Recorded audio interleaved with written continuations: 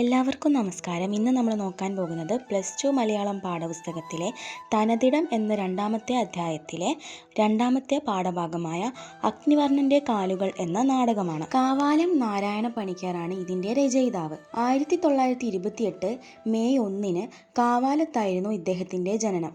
മലയാളത്തിലെ ആധുനിക നാടകവേദിയെ നവീകരിച്ച നാടകാചാര്യനായിരുന്നു കാവാലം നാരായണ പണിക്കർ. നാടകകൃത്ത്, കവി, ഗാനരചയിതാവ്, സംവിധായകൻ എന്നീ മേഖലകളിൽ അദ്ദേഹം പ്രശസ്തനാണ്. ഇദ്ദേഹത്തിന് 2007 പത്മഭൂഷൺ നൽകി ആദരിച്ചിട്ടുണ്ട്. 2009 വള്ളത്തോൾ പുരസ്കാരവും ലഭിച്ചിട്ടുണ്ട്. സാക്ഷി, തിരുവാഴ്ത്താൻ, ജാബാല സത്യകാമൻ, ദൈവത്താർ, അവനവൻ കടമ്പ, കരീംകുട്ടി, ഒറ്റയാൻ തുടങ്ങിയ ഒട്ടനവധി നാടകങ്ങൾ അദ്ദേഹം രചിച്ചിട്ടുണ്ട്. 2016 ജൂൺ 26 തൻ്റെ 88ാമത്തെ വയസ്സിൽ തിരുവനന്തപുരത്ത് വെച്ച് അദ്ദേഹം അന്തരിച്ചു. ജീവിതത്തെ അതിൻ്റെ എല്ലാ സ്വാഭാവികതയോടും കൂടി അവതരിപ്പിക്കുന്ന കലാരൂപമാണ് നാടകം. ഗ്രീസിലാണ് നാടകത്തിൻ്റെ തുടക്കം. മതാനുഷ്ഠാനങ്ങളിൽ നിന്നാണ് നാടകം ഉണ്ടായത്. കാവാലം നാരായണ പണിക്കരുടെ അഗ്നിവർണ്ണൻ്റെ കാലുകൾ ഒരു തനത് നാടകത്തിന് ഉദാഹരണമാണ്. നമുക്ക് പാഠഭാഗത്തിൻ്റെ ഒരു ചുരുക്കം നോക്കാം. സൂര്യവംശത്തിലെ രാജാവാണ് അഗ്നിവർണ്ണൻ. രഘുവും ദിലീപനും ദശരഥനും ശ്രീരാമനും ഭരിച്ച അയോധ്യയിലെ രാജാവായിരുന്നു അഗ്നിവർണ്ണൻ. പുരുഷോത്തമനായ രാമൻ്റെ വംശത്തിലെ രാജാവായ അഗ്നിവർണ്ണൻ അയോധ്യ കണ്ട ഏറ്റവും മോശപ്പെട്ട രാജാവായിരുന്നു. രാജ്യകാര്യങ്ങൾ ശ്രദ്ധിക്കുവാനോ പ്രജകളെ നോക്കുവാനോ രാജാവിന് സമയമുണ്ടായിരുന്നില്ല. ഇന്ദ്രിയ ഭോഗങ്ങളിൽ മുഴുകിയ രാജാവായിരുന്നു അഗ്നിവർണ്ണൻ. അദ്ദേഹം ഒരിക്കൽ പോലും പ്രജകൾക്ക് മുന്നിൽ വരാറില്ലായിരുന്നു. മാത്രമല്ല, ജനങ്ങളുടെ പരാതി കേൾക്കാനും അദ്ദേഹത്തിന് സമയമുണ്ടായിരുന്നില്ല. അതുകൊണ്ട് തന്നെ മരക്കാലുകളെയായിരുന്നു ആ ജോലി അഗ്നിവർണ്ണൻ ഏൽപ്പിച്ചിട്ടുണ്ടായിരുന്നത്. ഈ മരക്കാലുകൾ ജഡതുല്യവും നിശ്ചലവുമായ ഭരണഘടനയാണ് ചൂണ്ടിക്കാണിക്കുന്നത്. കൊട്ടാരത്തിന്റെ ജനാലയിൽ തൂക്കിയിട്ടിരുന്ന അഗ്നിവർണ്ണന്റെ കാലുകൾ കണ്ടാണ് ജനങ്ങൾ സന്തോഷിച്ചിട്ടുണ്ടായിരുന്നത്. ഒടുവിൽ അഗ്നിവർണ്ണൻ അധിക ഭോഗം കാരണം ക്ഷയം ബാധിച്ചു മരിക്കുന്നു. അദ്ദേഹത്തിന്റെ പരമ്പര നിലനിർത്താൻ അദ്ദേഹത്തിന് കുട്ടികളുണ്ടായിരുന്നില്ല. അത്തരത്തിലുള്ള അഗ്നിവർണ്ണൻ എന്ന രാജാവിലൂടെ ആധുനിക കാലഘട്ടത്തിലെ അധികാര വ്യവസ്ഥയെ ചോദ്യം ചെയ്യുകയാണ് കാവാലം നാരായണ പണിക്കർ. ഇതിനായി തിരഞ്ഞെടുത്തത് അടിസ്ഥാന വർഗ പ്രതിനിധിയായ അടിച്ചുതളിക്കാരി സ്ത്രീയെയാണ്. അതും ഈ കഥയുടെ ഒരു പ്രത്യേകതയാണ്.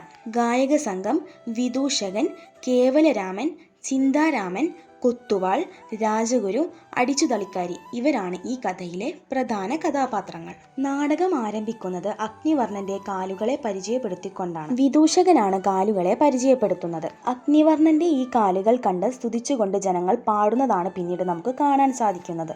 ഒരു വിഭാഗം ജനങ്ങൾ അഗ്നിവർണ്ണനെ വാഴ്ത്തുമ്പോഴും ജനങ്ങൾക്കിടയിൽ നിന്നും ഇതിന് വിമർശകരായ ചിലരെയും നമുക്ക് കാണാൻ കഴിയും. അതിന് ഉദാഹരണമാണ് ജനങ്ങൾക്കിടയിൽ ഒരാൾ പറയുന്നത്: കാലുകളും രാജാവും വിജയിച്ചു കൊള്ളട്ടെ, പക്ഷേ അയോധ്യയിലെ പാവപ്പെട്ടവരായ നാം വിശപ്പടക്കാൻ എന്തു ചെയ്യും? ഇതിനു മറുപടിയായി, അതിന് വിശപ്പുണ്ടോ നമുക്ക്? അല്ല, വിശപ്പ് പോലുള്ള താണതരം കാര്യങ്ങളിൽ നാം വ്യാപൃതരാകാറുണ്ടോ എന്ന് ആക്ഷേപഹാസ്യത്തോടെ വിദൂഷകൻ ചോദിക്കുന്നുണ്ട്. ഇതിനു മറുപടിയായി, വാസ്തവം, ഞങ്ങൾക്ക് രാജാവിൻ്റെ കാലുകൾ കണ്ടാൽ വിശപ്പില്ല എന്ന് മറ്റുള്ളവർ പറയുന്നു. ഇവിടെ അധികാരവർഗത്തിന് വേണ്ടി സ്വയം ഒരു ബലിവസ്തു ആകുന്ന കഥാപാത്രങ്ങളെ നമുക്ക് കാണുവാൻ സാധിക്കും. ശേഷം കേവലരാമൻ, ചിന്താരാമൻ എന്നീ 2 കഥാപാത്രങ്ങൾ സ്റ്റേജിലേക്ക് കടന്നു വരുന്നു. പിന്നീട് അവർ തമ്മിൽ പരിചയപ്പെടുന്നത് നമുക്ക് കാണാൻ സാധിക്കും. കേവലരാമൻ എന്ന കഥാപാത്രം ഒരു സാധാരണ പൗരൻ്റെ പ്രതിനിധിയാണ്. എന്നാൽ ചിന്താരാമൻ വിദ്യാസമ്പന്നൻ്റെ പ്രതിനിധിയാണ്. കേവലരാമൻ എന്ന കഥാപാത്രത്തിൻ്റെ വിനയം, ഭയം, ആത്മവിശ്വാസമില്ലായ്മ ഇവയൊക്കെ അദ്ദേഹത്തിൻ്റെ സംഭാഷണങ്ങളിൽ നിന്നും പ്രവൃത്തികളിൽ നിന്നും നമുക്ക് മനസ്സിലാക്കാൻ സാധിക്കും. ഏത് നിമിഷവും തനിക്കൊരു അപകടം വന്ന് പറ്റുമോ എന്നാണ് കേവലരാമൻ്റെ ഭയം. ചിന്താരാമനും കേവലരാമനും കണ്ടുമുട്ടുമ്പോൾ ചിന്താരാമൻ്റെ കയ്യിൽ ഒരു പുസ്തകമുണ്ടായിരുന്നു. "നിങ്ങൾ ആരാ? ഇവിടെയാകിയ ശവത്തിൻ്റെ ദുർഗന്ധം നിങ്ങൾക്ക് തോന്നിയില്ലേ? നിങ്ങളുടെ കയ്യിൽ എന്തിനാണ് ഈ തടിച്ച പുസ്തകം? നിങ്ങൾ ഇവിടെ ഇരുന്ന് വായിക്കാനാണോ ഭാവം? ഭയം തോന്നുന്നുണ്ടോ? ഇവിടെ വരരുതായിരുന്നു, ഇല്ലേ?" ഇങ്ങനെയുള്ള ചോദ്യങ്ങളെല്ലാം കേവലരാമൻ പേടിയോടെ ചിന്താരാമനോട് തുടരെ ചോദിച്ചുകൊണ്ടിരുന്നു. കേവലരാമൻ്റെ ഈ ചോദ്യങ്ങളെല്ലാം ചിന്താരാമനെ ശല്യപ്പെടുത്തുന്നതായിരുന്നു. ഇതിനു മറുപടിയായി, "നിങ്ങൾക്കിരിക്കാൻ സ്ഥലമൊന്നുമില്ലേ? അതാ ആ സിംഹാസനത്തിൽ പോയിരുന്നോളൂ" എന്ന് കേവലരാമനോട് ചിന്താരാമൻ പറയുന്നു. അപ്പോൾ കേവലരാമൻ സിംഹാസനത്തിലോട്ട് നോക്കി അതിലുള്ള 2 കാലുകൾ കണ്ട് അത് ചിന്താരാമനോട് ചെന്ന് പറയുന്നു. തുടർന്ന് നിങ്ങളുടെ പേരെന്താ എന്ന് കേവലരാമൻ ചിന്താരാമനോട് ചോദിക്കുന്നു.